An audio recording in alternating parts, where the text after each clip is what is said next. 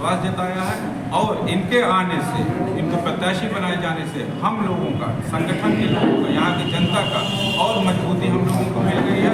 और मजबूती से जो है हम लोग इस संत कबीर नगर की धरती को जितनी यहाँ की सुविधा, मूलभूत प्रॉब्लम से समस्याएं हैं, सबको दूर करने में एक होकर हम सब जनता यहाँ और आप हमारे प्रत्याशी हैं, इनको और मजबूती दिया जाएगा कि इस समस्याओं का समाधान हो और यहाँ पे इस जनता को जैसा भी परिवर्तन आएगी और हम लोग को यहाँ से सांसद चुनेंगे और प्रत्येक व्यक्ति यहाँ के सांसद रहेगा। यही जनता ने जो है मन बना लिया हुआ है। सर, आप खुद जागरूक हैं और आपका नामांकन ही वोटर लिस्ट से नाम ही काट दिया गया है, क्या कहेंगे? वो जांच का विषय है, मैंने भेज दिया है, जांच में पता चल जाएगा क्योंकि मैं यहाँ का वोटर हूँ, यहाँ का निवासी हूँ।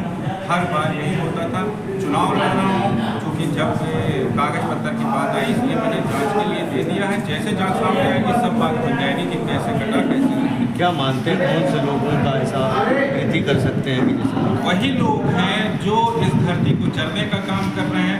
आज आप इस धरती पे देख लीजिए कि संत कबीर नगर को कितना पिछड़ा बना दिया गया। क्यों? क्योंकि यहाँ का कोई निवासी, यहाँ का बेटा भाई कभी जो है प्रतिनिधित्व नहीं कर पाया। हमेशा बाहर के लोगों ने आगे चरने का काम किया। और यहाँ खुद सोचिए, यहाँ ना मेडिकल कॉलेज, हर जिले में मेडिकल कॉलेज खुला है, लेकिन यहाँ के लोगों ने आवाज़ नहीं उठाई जिन्होंने प्रतिनिधित्व किया इस जिले का। न मेडिकल कॉलेज है, न इंजीनियरिंग कॉलेज है, स्वास्थ्य की सेवाएं बदहाल हैं। स्वास्थ्य का ये हाल हो चुका है यहाँ पे कि एक सिर्फ सरकारी अस्पताल है जिसमें वो भी सारी सुविधाएं नहीं हैं। आज हमारे यहाँ मरीजों को जाना पड़ता है Gorakhpur medical college, Lucknow medical college. तो अब हम लोगों की ये नीतियाँ हैं कि यहाँ की जनता को सारी सुविधाएं मुहैया कराएं। तो अब इन्हीं के प्रतिनिधित्व में हम लोग काम करेंगे और इनको यहाँ का सांसद बना के ये सारी जितनी मूलभूत सुविधाएं, कताई मिल तक यहाँ बंद कर दी गई जो कि बुनकर समाज यहाँ पे हमारा है।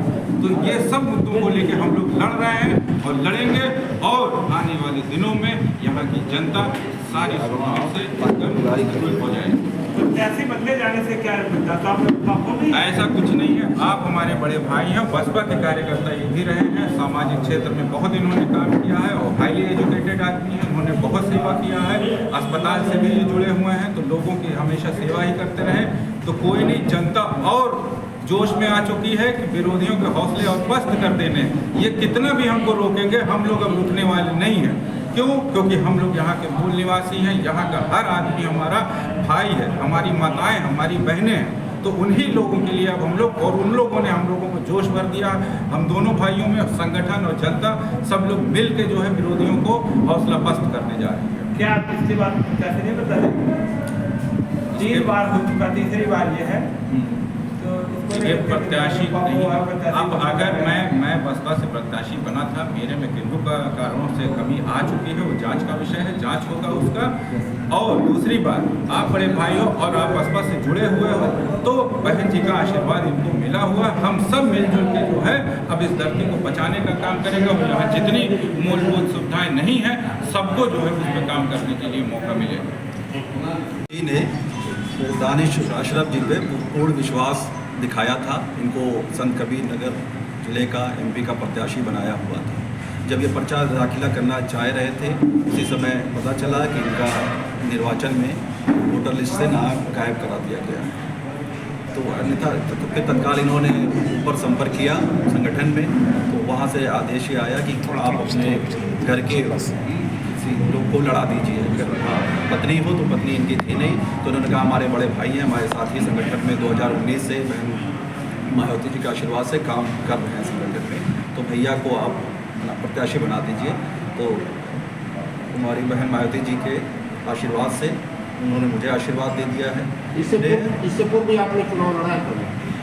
नहीं, इससे पहले नहीं, लेकिन 2019 से ही भैया ने ज्वाइन किया था बहन मायावती जी की पार्टी को, बसपा पार्टी को, संगठन में ज्वाइन किया था, तो तभी से हम भी इसमें लगे हुए हैं। बाकी हम बस्ती में हैं, एनजीओ का भैया के काम करते हैं, साथ में संगठन का काम करते हैं, सारी चीज़ें देखते हैं। राजनीति शुरुआत आपने कहाँ से की? तो राजनीति मूल निवास तो हमारा यहीं पे है, संत कबीर नगर में जब हमारा गाँव है।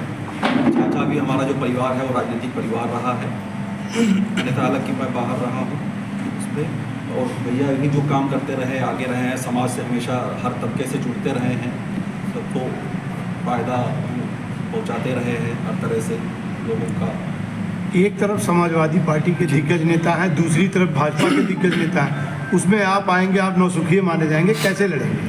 देखिए, बात नौसिखिए की नहीं है। आप देख रहे हैं कि 2014 से जो राजनीति बदली है, उससे पहले आपने देखा होगा कि कभी किसी ने संविधान बदलने की बात नहीं की।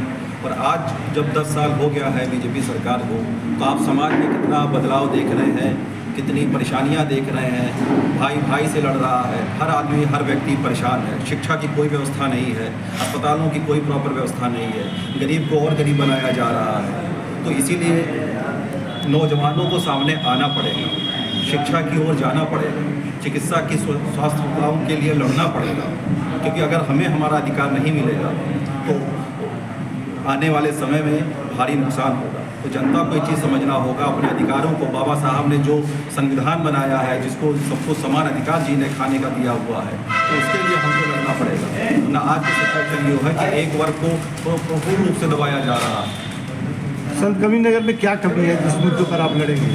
देखिए, बहुत पहले जो जिला था बस्ती जिले के अंदर आता था, बहन मायावती जी ने ही एक ऐसी लेडी रही है जो मुख्यमंत्री थी, तो उन्होंने ही इसको जिला बनाया। उन्होंने देखा कि इस कस्बे में कितनी गरीबी है, कितनी परेशानी है, क्या है, तो ये उनके ही निर्देशों, उनके ही कार्यकाल में इसको जिला बनाया गया। तो जो भी विकास यहाँ पे हुआ है वो बहन जी के ही द्वारा किया गया। उसके बाद जब हमारा कोई